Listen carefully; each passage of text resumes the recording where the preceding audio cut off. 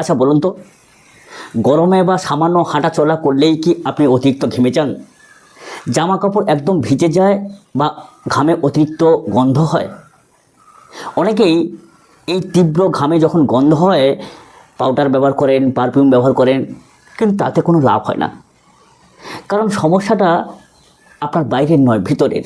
আজকের ভিডিওতে আমি আপনাদের সঙ্গে দুটি বিশেষ হোমিওপ্যাথি ঔষধ সম্বন্ধে আলোচনা করব, যা আপনার এই অতিরিক্ত ঘাম হওয়া থেকে এবং ঘামের যে অতিরিক্ত দুর্গন্ধ গোড়া থেকে নির্মূল করবে। তাই ভিডিওটি 1 সেকেন্ডের জন্য মিস না করে সম্পূর্ণভাবে দেখতে থাকুন। আসুন বন্ধুরা, আপনারা দেখছেন গ্রামীণ হোমে চ্যানেল। বন্ধুরা, এই ভ্যাপসা গরমে ঘাম হওয়াটা কিন্তু খুব স্বাভাবিক, কারণ ঘাম আমাদের শরীরের তাপমাত্রা নিয়ন্ত্রণ করে। কিন্তু সামান্যতম ঘাম হলে ঠিক আছে, কিন্তু যখন অতিরিক্ত ঘাম হয় এবং তার সঙ্গে প্রচুর পরিমাণে দুর্গন্ধ থাকে এবং ঘামের পরিমাণ স্বাভাবিকের থেকে অনেকটাই বেশি, চিকিৎসা বিজ্ঞানের ভাষায় একে বলা হয় হাইপার হাইড্রোসিল। হ্যাঁ বন্ধুরা, অনেকেই শুধু হাতের তালু, পায়ের তালু বা বগল অতিরিক্ত ঘামে বলে ডাক্তারবাবুর কাছে গিয়ে চিকিৎসা নেন, কিন্তু এর মূল কারণ হতে পারে থাইরয়েড হরমোনজনিত সমস্যা। যখন থাইরয়েড হরমোনের ভারসাম্যতা হারিয়ে যায় তখন এরকম সমস্যা হতে পারে। এছাড়া লিভারের দুর্বলতা বা শরীরের ভেতরের যে অতিরিক্ত টক্সিন বা বর্জ্য পদার্থ, এর কারণেও হতে পারে। আর যখন শরীরের ঘামের সঙ্গে এই ব্যাকটেরিয়া মিশে যায় তখন অতিরিক্ত দুর্গন্ধ তৈরি করে। চলুন জেনে নিই আজকের সমস্যা থেকে চিরতরে মুক্তি পাওয়ার সেরা দুটি হোমিওপ্যাথি ঔষধ। সেই দুটি ঔষধগুলো কী কী? আসুন বন্ধুরা, প্রথম যে ম্যাজিক হোমিওপ্যাথি ওষুধ সম্বন্ধে আলোচনা করব সেটা হচ্ছে ক্যালকেরিয়া কার্প 30/200 পোটেন্সি। তো আমাদের হোমিওপ্যাথি হচ্ছে লাক্ষণিক চিকিৎসা। কেমন প্রকৃতির লক্ষণ থাকলে তবে আপনি ব্যবহার করবেন। বন্ধুরা, আজকের এই ক্যালকেরিয়া কার্পের চরিত্রগত লক্ষণ তাহলে আলোচনা করতে হবে। এটি কাদের সব থেকে ভালো কাজ করবে? এটি যাদের একটুতেই প্রচুর পরিমাণে ঘাম হয়, বিশেষ করে রাতে ঘুমানোর সময় মাথার পিছন দিকটা বা ঘাড়ের অংশটা এতটাই ঘেমে যায় যে বালিশটা ভিজে যায়, যারা একটু স্থূল বা মোটা প্রকৃতির, সামান্য পরিশ্রম বা একটু পরিশ্রম করলেই হাঁপিয়ে ওঠেন, অতিরিক্ত ঘেমে যান, তাদের ঘামে টক বা টক জাতীয় এক প্রকার গন্ধ পাওয়া যায়, আপনার যদি এইরকম সমস্যা থেকে থাকে তবে ক্যালকেরিয়া কার্প কিন্তু আপনার ক্ষেত্রে একটা ম্যাজিক ঔষধ হতে পারে। বিশেষ করে থাইরয়েড গ্রন্থির ভারসাম্যতা হারিয়ে গেলে এই ক্যালকেরিয়া কার্প কিন্তু দারুণ একটা ঔষধ।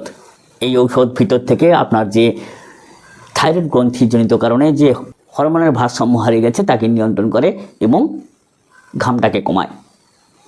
তো বন্ধুরা, ক্যালকেরিয়া কার্প যদি আপনার অতিরিক্ত প্রবলেম না থাকে, অতিরিক্ত সমস্যা না থাকে, তাহলে 30/200 পোটেন্সি দিনে একবার করে নেবেন সকালে খালি পেটে। আর যদি অতিরিক্ত হয় তাহলে সেখানে 2 বার করে নিতে হবে বা চিকিৎসকের পরামর্শ অনুযায়ী ব্যবহার করবেন। দ্বিতীয় যে ওষুধটা সেটা হচ্ছে এরিয়াম।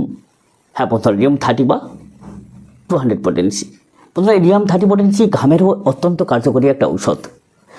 যদি আপনার শরীরে ধোয়ার পরেও ঘাম সহজে যেতে চায় না, দুর্গন্ধ ছড়ায়, এটি কিন্তু ম্যাজিকের মতো কাজ করে।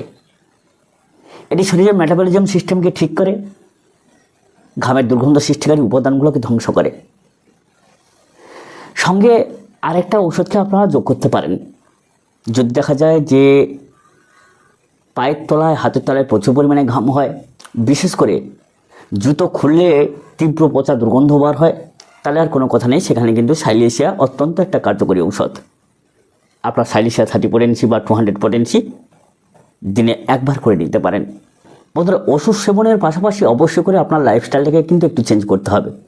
এই সময় অতিরিক্ত মশলাদার বা ঝালযুক্ত খাবার খাওয়া যাবে না, তেল মশলাযুক্ত খাবার খাওয়া যাবে না, চা কফি খাওয়া বন্ধ করুন গরমের সময়। এগুলো শরীরকে বেশি গরম করে রাখে, ঘাম বাড়ায়। সুতির ঢিলঢালা পোশাক পরা অভ্যাস করুন। প্রতিদিন স্নানের জলের বালতিতে 2 ফুটের নিম পাতার রস বা ডেটল মিশিয়ে স্নান করতে থাকুন। এতে ব্যাকটেরিয়াগুলো মরে যাবে, অবশ্যই করে ইনফেকশন দূর হবে এবং ঘামও দুর্গন্ধ হবে না। বন্ধুরা, ঘামের এই সমস্যাটাকে অবহেলা করবেন না। অবহেলা না করে আজই আপনার নিকটবর্তী হোমিওপ্যাথি ওষুধ দোকানে যান। আপনি এই ওষুধটাকে 2 সপ্তাহ ব্যবহার করুন, অত্যন্ত ভালো রেজাল্ট পাবেন। যারা এইরকম ঘামের সমস্যায় ভুগছেন অবশ্যই করে ব্যবহার করবেন। বন্ধুরা, ভিডিওটা কেমন লাগলো অবশ্যই করে দর্শক বন্ধুদের শেয়ার করতে সহযোগিতা করুন। তাদের সমস্যা হলে তারাও উপকৃত হবে। আর ভিডিওটা ভালো লাগলে অবশ্যই করে লাইক করবে। লাইক করলে ভিডিওর উৎসাহ বাড়ে। দেখা হবে পরবর্তী ভিডিও পর্বে। এছাড়া যদি কোনো রোগ সম্বন্ধে আমাদের পরামর্শের প্রয়োজন হয়, অবশ্যই করে আপনার সমস্যাগুলোকে লিখে হোয়াটসঅ্যাপ করবেন। আমরা চেষ্টা করব যথাযোগ্যভাবে উত্তর দেওয়ার। নমস্কার।